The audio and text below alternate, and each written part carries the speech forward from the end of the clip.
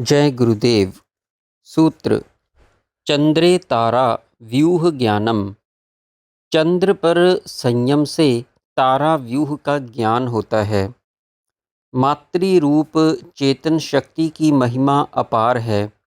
साधक के किस संस्कार को किस तरह अनुभव कराकर शांत करती है, यह तो शक्ति ही जानती है। साधक को अनेक लोकों में भ्रमण कराकर उसके अंदर की भ्रमण करने की इच्छा को शांत करती है, तो कभी चंद्र पर उसका संयम करा देती है। जिन लोगों को पूर्व जन्मों में ज्योतिष अथवा ग्रह विज्ञान विषय में गहरा आकर्षण रहा है तथा जिसके संस्कार चित्त में अभी तक संचित हैं, अथवा इस जन्म में वैसे संस्कार संचय हो रहे हैं, उनकी ज्ञान पिपासा को शांत कराने के लिए क्रिया रूप में यह अनुभूति होती है।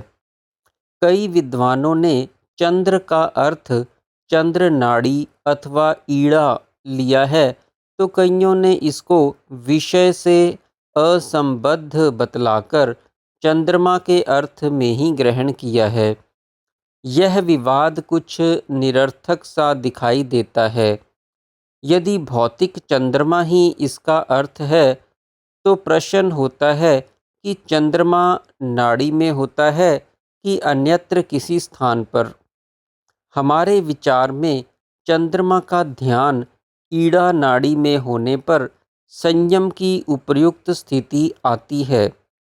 वैसे तो सभी तारे एक दूसरे से आकर्षित एवं संबंधित हैं, किंतु चंद्रमा पृथ्वी से सबसे अधिक समीप होने के कारण उसका जीव पर शीघ्र प्रभाव होता है तथा उसके संबंध से अन्य तारों का ज्ञान भी प्राप्त होता है। चेतन शक्ति जो कि इन सभी तारों की व्यूह रचना में कारण है, जीव के अंदर चंद्रमा के रूप में प्रकट होकर सभी तारों की स्थिति का ज्ञान करवाकर साधक की तारा विज्ञान की जिज्ञासा को शांत कर देती है। यह अनुभव केवल उन्हीं साधकों को होता है जिनके अंदर इस प्रकार के संस्कार होते हैं। अन्यों को इसकी आवश्यकता ही नहीं। सूत्र: ध्रुवे तद गति ज्ञानम। ध्रुव पर संयम से उनकी गति का ज्ञान होता है। यह अनुभव भी तारा विज्ञान से ही संबंधित है तथा पिछले सूत्र की तरह ही इसकी व्याख्या है। चंद्रमा पर संयम से तारों की व्यूह रचना का ज्ञान होता है, तो ध्रुव पर संयम से तारों की गति का। यहाँ तक बाह्य स्थूल विषयों के आधार पर आंतरिक अनुभवों का वर्णन किया गया है। अब आंतरिक ध्येयों पर संयम की चर्चा करते हैं। सूत्र: नाभि चक्रे काय व्यूह ज्ञानम। नाभि चक्र पर संयम होने पर शरीर की व्यूह रचना का ज्ञान हो जाता है। जब शक्ति की क्रियाओं में कभी नाभि चक्र पर संयम की स्थिति उदय हो जाती है, तो साधक को शरीर की सारी रचना अर्थात एनाटॉमी का ज्ञान हो जाता है।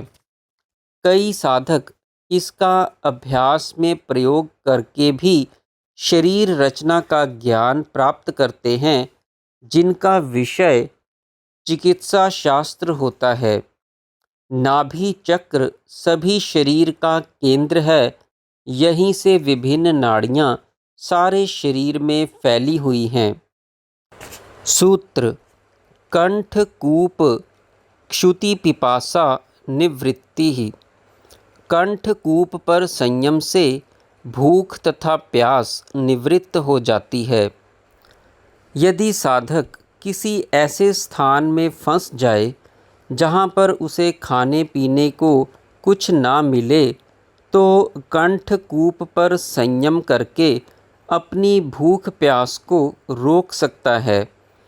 कई बार शक्ति साधन में भी साधक को ऐसा अनुभव प्राप्त कराकर उसे ज्ञान प्रदान करती है, लेकिन भूख प्यास इससे सदैव के लिए निवृत्त नहीं हो जाते।